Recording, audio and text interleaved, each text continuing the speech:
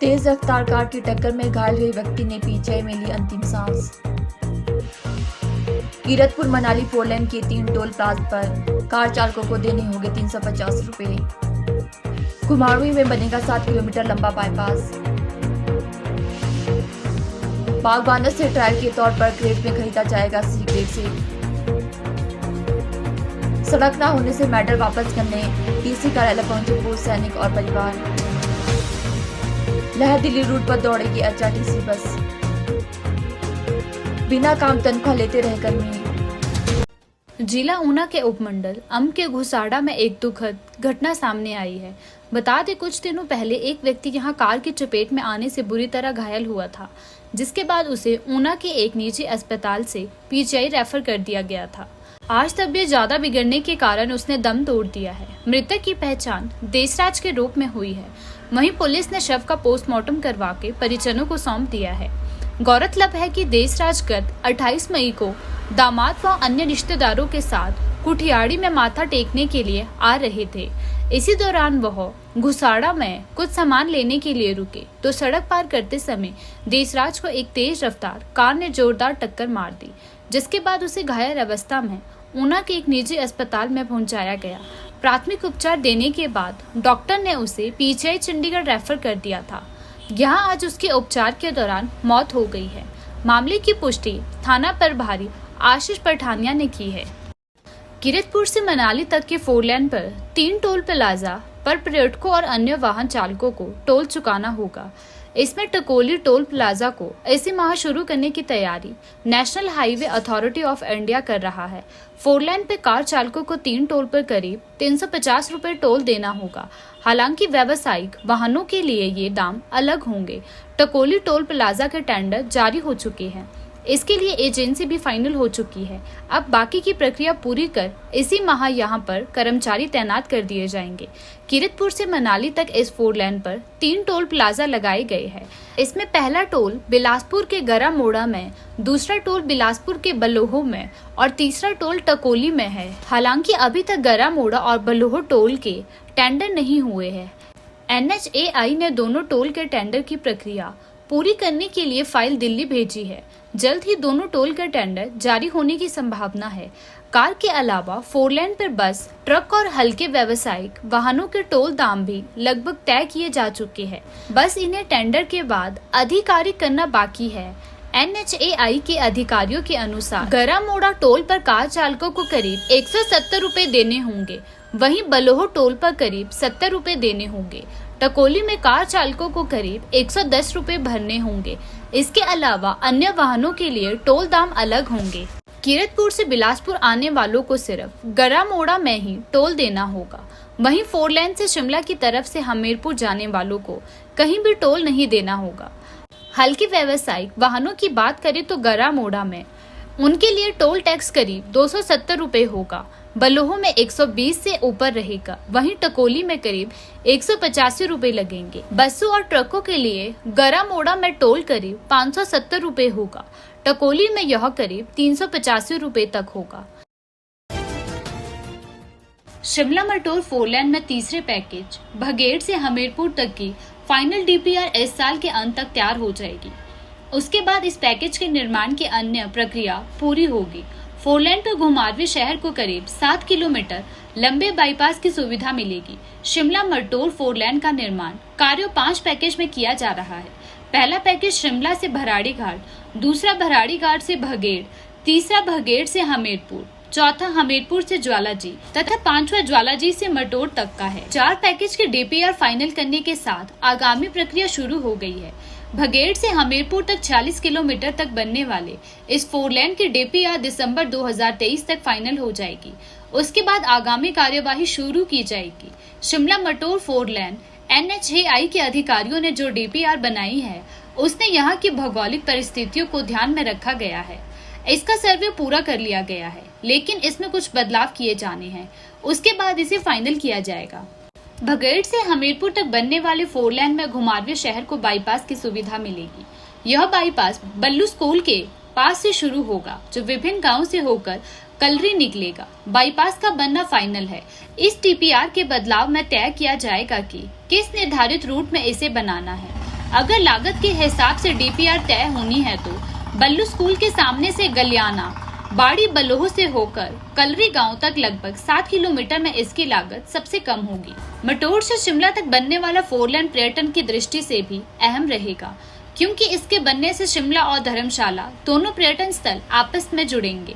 मौजूदा समय में शिमला धर्मशाला की जो दूरी 223 किलोमीटर है वह कम होकर 180 किलोमीटर रह जाएगी, यानी सीधे 43 किलोमीटर का सफर कम होगा। इस सीजन में ट्रायल के तौर पर बागवानों से क्रेट में सी ग्रेड सेब की खरीद होगी। ठियोग के पराला स्थित एप्पल प्रोसेसिंग प्लांट के लिए सरकार बागवानों से क्रेट में सेब खरीदेगी। पराला प्लांट के 50 किलोमीटर के दायरे में बागवान क्रेटों में अपना सी ग्रेड सेब बेचेंगे। महंगे कार्टन के कारण बढ़ती सेब उत्पादन की लागत से बागवानों को राहत दिलाने के लिए सरकार क्रेट में सेब बेचने की व्यवस्था लागू करने जा रही है। पहले चरण में पराला प्रोसेसिंग प्लांट के लिए सी ग्रेड सेब क्रेट में खरीदा जाएगा। पहले चरण में मंडियों में सभी तरह का सेब क्रेट में बेचने की व्यवस्था लागू होगी।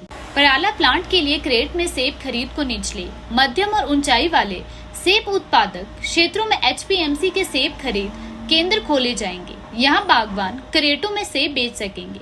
साथ ही एचपीएमसी में बागवानों को क्रेट उपलब्ध करवाएंगे।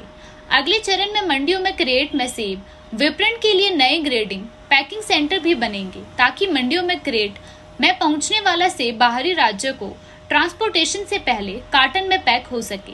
हिमाचल प्रदेश में अभी सिर्फ कुल्लू जिले में क्रेट में सेब बिकता है, लेकिन शिमला जिले में मुकाबले कुल्लू में सेब उत्पादन काफी कम है। ट्रायल के तौर पर इस सीजन में पराला प्रोसेसिंग प्लांट के लिए 50 किलोमीटर के दायरे से प्लास्टिक क्रेट में सी ग्रेड सेब की खरीद होगी। प्रयोग सफल रहा तो आने वाले सालों में मंडियों में सेब क्रेट में खरीदने की व्यवस्था लागू हो सकती है। मुख्यमंत्री सुखविंदर सिंह सुक्खू के क्षेत्र नौदौन के गोइस पंचायत के खोरड गांव के भूतपूर्व सैनिक और परिवार बुधवार को सड़क सुविधा न होने के चलते अपने मेडलों को उपायुक्त हमीरपुर को सौंपने पहुंचे। हालांकि आश्वासन मिलने के बाद मेडल नहीं लौटाए। प्रतिनिधि मंडल में पूर्व सैनिक और उनके परिवार वालों ने कहा कि बीते 1.5 वर्ष में प्रशासन से कई बार गुहार लगा चुके हैं कि खोरड गांव के लिए एम्बुलेंस के लिए सड़क का निर्माण कार्य शुरू करवाया जाए, लेकिन आज तक निर्माण कार्य शुरू नहीं किया गया। पंचायत महज एक परिवार के विरोध के चलते इस एम्बुलेंस सड़क का निर्माण कार्य शुरू नहीं कर रही है। गोइस पंचायत के खोरड गांव के सूबेदार प्रीतम सिंह ने कहा कि भूतपूर्व सैनिक परिवारों को सुविधा न होने के चलते आए दिन समस्याओं का सामना करना पड़ता है। मेडलों के साथ उपायुक्त कार्यालय पहुंचे भूतपूर्व सैनिक परिवारों ने उपायुक्त हमीरपुर से सड़क सुविधा न होने के चलते इलाके के बुजुर्ग और बीमार लोगों को हो रही दिक्कतों से अवगत करवाया। उन्होंने कहा कि सड़क के लिए राजस्व विभाग 2 बार निशानदेही कर चुका है। अभी तक इस एम्बुलेंस रोड का निर्माण कार्य नहीं शुरू हो पाया है। इसीलिए खोरड गांव के गांव वासी पूर्व सैनिकों के साथ देश सेवा के लिए मिले मेडल लौटाने आए हैं। उन्होंने उपायुक्त से जल्द सड़क का काम शुरू करवाने की मांग की है। देश के सबसे लंबे लेह मनाली दिल्ली रूट पर एचआरटीसी की बस सेवा वीरवार से शुरू हो गई है। पहले दिन एचआरटीसी की बस केलांग बस अड्डा से लेह के लिए 20 यात्रियों के साथ रवाना हुई।